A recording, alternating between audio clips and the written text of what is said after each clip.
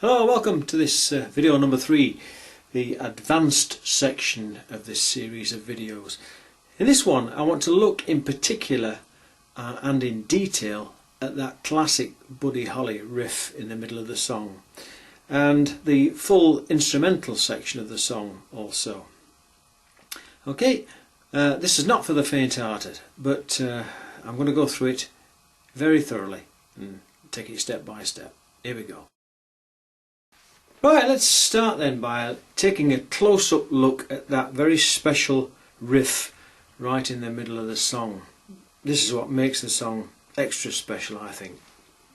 First of all, the notes in that riff. They're taken from the blues scale, and they are here: first string, 3rd fret, first string open, 2nd string, 3rd fret, and that 2nd string open, then 3rd string, 4th fret, which obviously is the same as the 2nd string open, then down to the 2nd fret of that 3rd string, then open, and then the 4th string, 2nd fret. So these are the notes again.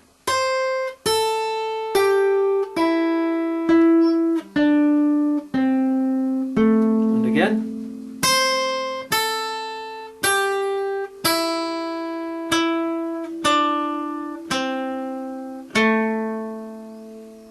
Okay.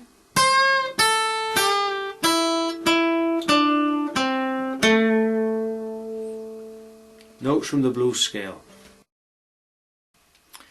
Well, what I'll do now is look at the chords from which those key blues notes are taken. It starts with an E chord, the bass chord, and then uses these notes at the 3rd fret, 1st string, and 3rd fret, 2nd string.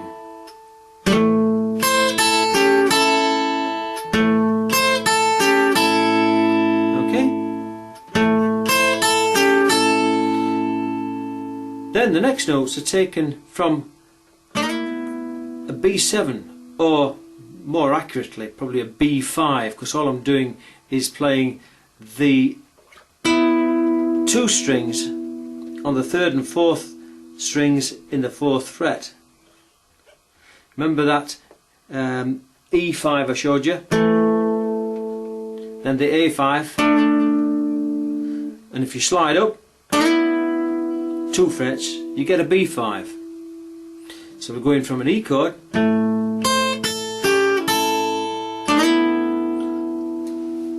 to a B, or a B5, then back down to an A, then open, and E to finish. And the open strings actually are part of the G chord, because what you can do is play the whole thing like this.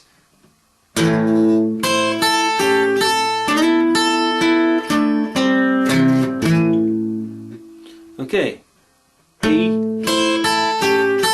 B or B5, A or A5, G, E.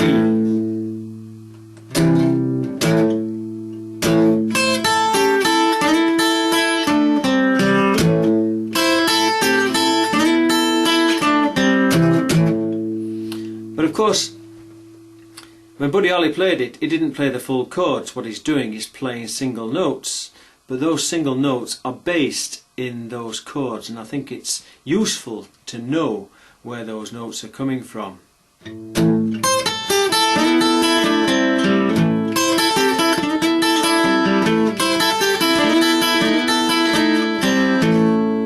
Okay, so those are the chords that they're taken from: an E,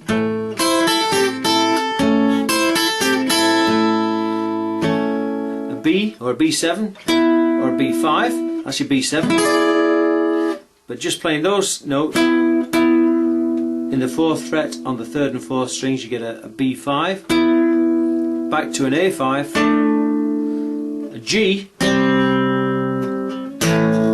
back to the E.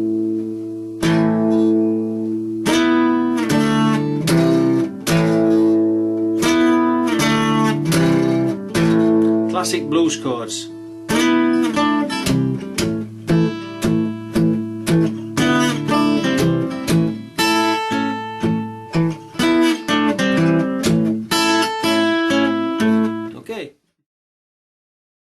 Okay, so now we know the chords that these notes are coming from. Let's look at the individual notes in that little sequence, that little riff. Starting on an E chord. What I'm going to do is to pluck the 6th and 4th strings together on an E chord. And that's the start of the riff. Then it goes up here.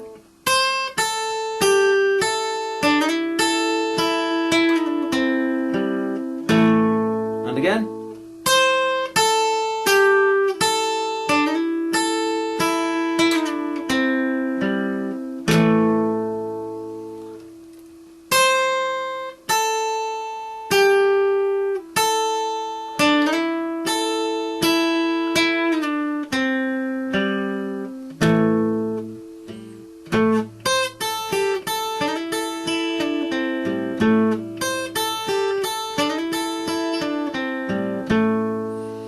Okay, and notice how I'm playing these first 3 strings. I'm playing the 1st string with my 3rd finger, 2nd string with my 2nd finger, 3rd string with my 1st finger.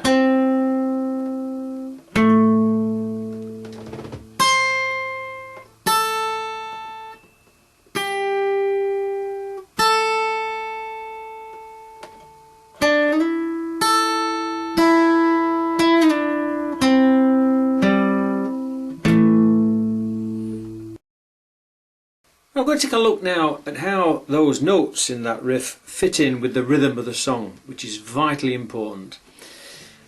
In a 4/4 timing pattern, we started with just a basic strum giving you 4 notes. 1, 2, 3, 4, 1, 2, 3, 4. Then we doubled up by counting in 1 and 2 and 3 and 4, 8 notes. 1 and 2 and 3 and 4 and 1 and 2 and 3 and 4 and 1, 2, 3, 4, 5, 6, 7, 8.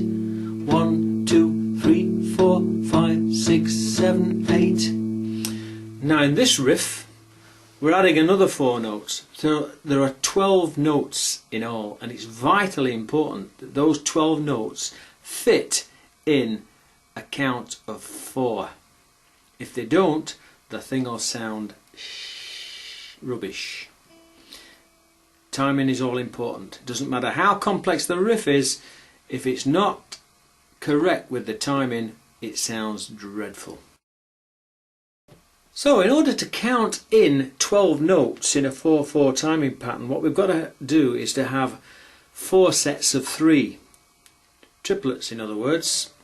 And I'm going to count them in like so. I'm going to go 1 and a 2 and a 3 and a 4 and a. So if I count them, go 1 and a 2 and a 3 and a 4 and a. So 12 notes altogether. Okay, here we go.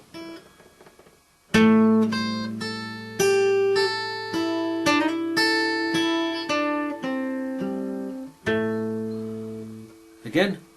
1 and a 2 and a 3 and a 4 and a 1 and a 2 and a 3 and a 4 and a 1 and a 2 and a 3 and a 4 and a 1. Do that slowly. 1 and a 2 and a 3 and a 4 and a 1. 12 notes fitted into a 4/4 timing pattern. And you've got to get that laid down before you attempt to do it fast. You can't play it fast if you can't play it slow. Let's look now at how we complete that that riff in the middle of the song and then go back to the main heartbeat of the song on that A chord. Okay, so we go through that sequence of notes twice. 1 and a 2 and a 3 and a 4 and a 1 and a 2 and a 3 and a 4 and a 1. And on the third time round, halfway through, we switch up to an E7 chord here, so the 3rd and 4th frets. And whilst we've been sliding from the 2nd to the 4th, what we can do is switch from the 2nd to the 4th and slide from the 3rd to the 4th.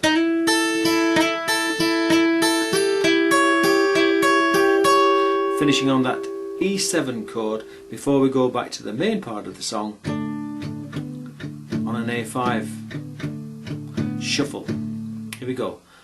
1 and a 2 and a 3 and a 4 and a 1 and a 2 and a 3 and a 4 and a 1 and a 2 and a 3 and a 4 and a 1 and a 2 and a 3 and a 4.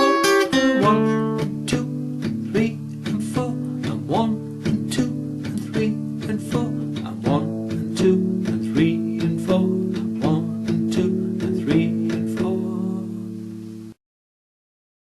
Now, after that main lead riff in the middle of the song and the return to this A5 shuffle, it goes to an E5 shuffle, but then it goes to a B7,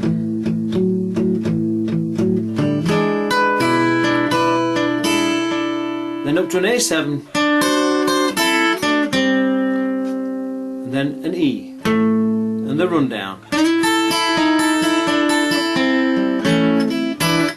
Finishing on a B7. Let's take it from the top.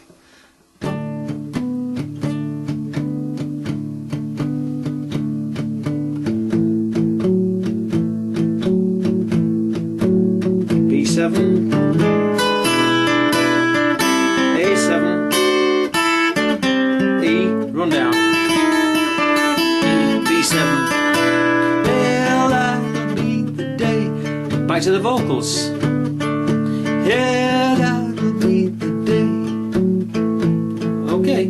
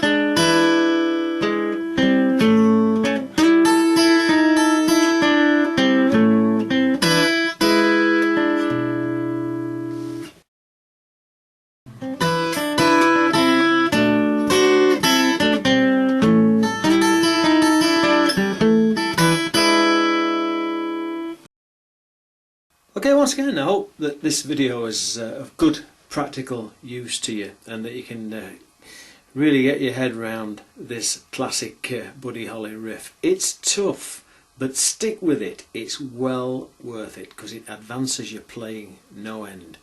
Okay, good luck with it. Cheers for now. See you later. Video number 4 coming up shortly. Ta-da for now.